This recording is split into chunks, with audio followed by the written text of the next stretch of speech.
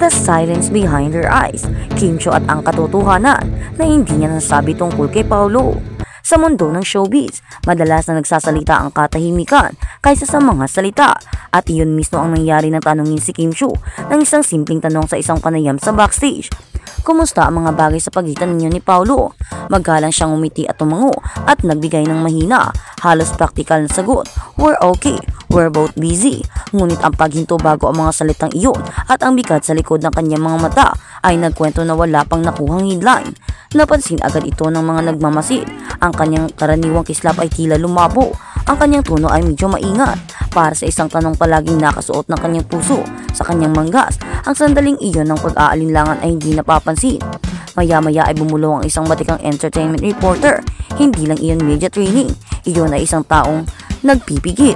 Ang My Love Will Make You Disappear ni na Kim Chiu at Paolo Avellino ay umani na ng malaking views. Ang paglalakbay din na ito ni na Kim Chiu at Paolo Avellino ay palaging nakakaitrita sa mga tagahanga. Mula sa hindi inaasahang pagtatambal nila sa isang primetime teleserye hanggang sa kanilang nakakagulat na chemistry sa labas ng screen. Ang kanilang pagiging malapit ay nagbunsod ng hindi mabilang na chismis. May umaasang may nagdududa, hindi lang sila ka-eksena, nagsimula silang magmukhang iba. Ngunit pagkatapos ng mga buwan ng matamis na sulyap, mapaglarong panayam at hindi maikakailang kemika, may nagbago. Nakita pa rin ang dalawa na mag-asama sa mga kaganapan. Ngunit ang enerhiya ay nagbago. Ang walang kahirap-hirap na pagbibiro ay napalitan na ngayon ng maingat na mga ngiti. Wala na doon ang nagtatagal na eye contact. At doon nagsimula ang mga tanong. Para lang ba sa kamera ang lahat? Isang pansamantalang pagkakalapit na hinubog ng mga tungkulin at kontrata. O may isang bagay na tunay na nagsimulang mamulaklak. Napigilan lamang ng isang bagay sa likod ng mga eksena. Sa panayam na iyon, walang itinanggi si Kim, ngunit wala rin siyang kinukumpirma. Sa halip tumingin siya sa ibaba ng ilang segundo, pagkatapos ay bumalik na may ngiti na hindi umabot sa kanyang mga mata.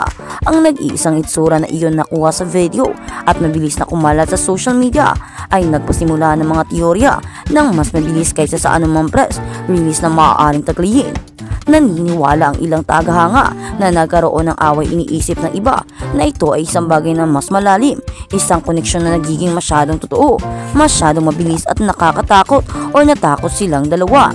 May mga bulong na si Kim na nagpapagaling na rin mula sa mga nakaraang heartbreaks ay nagtakda ng malinaw na emosyonal na mga hangganan, habang si Paolo na makilala naman sa pagiging nakalaan ay maaaring nagpigil lamang kapag ito ang pinakamalaga. Wala sa kanila ang totoong nangyari, pero ang sabi ng mga taong malapit sa Paris, may moment isang gabi sa taping na nagbago ang lahat. Walang drama, walang sigawan. Tahimik na pag-uusap. Sinundan ng distansya at hindi maipaliwanag ni isa. Hindi sila nag-away. Hayag ng miyembro ng staff, ngunit may nasira at walang gustong umamin. Ngayon, ilang linggo pagkatapos ng misteryosong panayam na iyon, nagpatuloy si Kim sa kanyang mga proyekto. Nakangiti sa entablado, tumatawa sa mga variety show. Ngunit minsan kapag ang mga kamera ay hindi naka-zoom in, mayroong isang malayong tingin sa kanyang mga mata.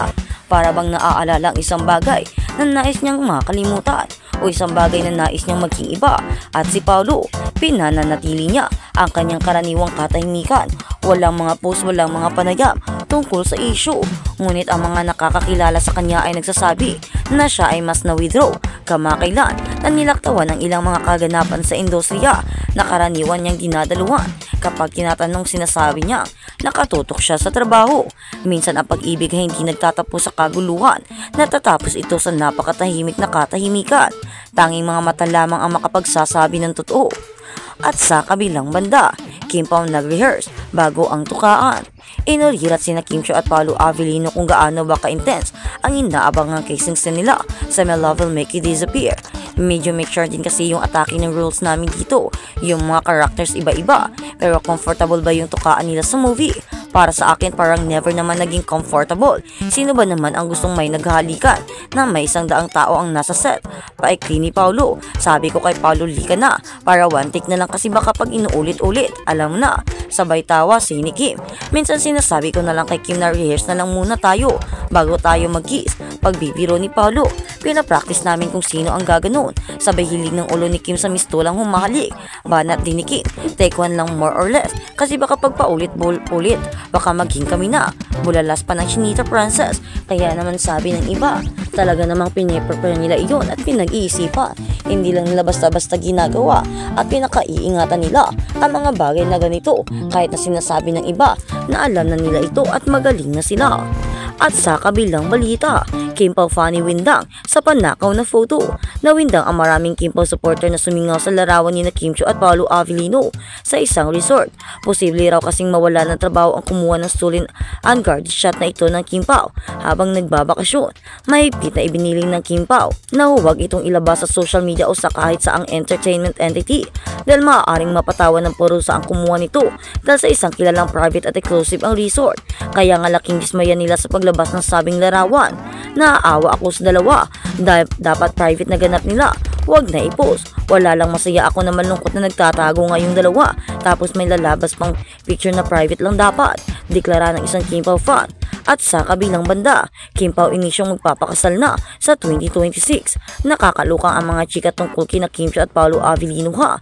Nakakabaliw pero nakakakilig sa mga fan. Imagine na may mga chika kesyo isang taon na lang. Ang relasyon ng dalawa na noong May 24 pa lang ay nagbakasyon na raw ang dalawa na magkasama ha. At nito ngayong 2025 may kasama na raw ulit ang dalawa. At pahulaan pa nga kung saan ba talaga sila nagbabakasyon. May nagsabi kasi na may Thailand daw pero may humirit na Aman Pulo. At ito nga ngayon may bataan na naman daw. Kaloka diba at hito pa. May chika rin na kesyo baka sa 2026 ay posibleng magpakasal na ang dalawa na kailangan lang daw may tapusin na comment ni si Kim sa mga ini-endorse niya ha. Well, kung paniniwalaan ng mga chikang ito at kung may katotohanan talaga ang mga kwentong ito, siguro magbuwangi talaga ang mga Kim Pao fan ha. But again, chika lang naman ito at mas maganda pa rin sa bibig mismo ni na Kim at Paolo. Marinig ang katotohanan. Pero sa ngayon hayaan na lang muna natin na kiligin ang mga tagahanga. Pero ang tanong ng karamihan, paano sila ikakasal kung wala pa namang proposal na nagaganap? Dahil yung lumalabas na proposal na naganap ay iyon pala ay isa sa kanilang mga drama story. Kaya naman imposible na magkakaroon sila ng kasalan kung wala pang proposal na nagaganap. Pero kung pinagplanuhan na ito ni Paolo Avellino ay baka nga magiging totoo. Pero ano nga ba ang totoo kung may mga haka at balita ngayon na hindi na nagpapansinan ang dalawa at hindi na nga daw nagkakabatian o nagkikita? Kaya naman paano magaganap ang kasalang inyong sinasabi? Kung meron na nga nagaganap na distansya, meron na nagaganap na walang usapan at katahimikan na lamang ang meron sa dalawa. Ayon daw sa isang balita, hindi na daw nag-uusap sina Kim Chiu at Paolo Avellino at hindi rin sila nagkakasama. Hindi na rin daw nagkikita. Kaya naman, marami ngayon ang akahaka na baka natapos na ang kanilang relasyon or baka wala na silang magiging pelikula. Kaya naman gumawa na sila ng distansya.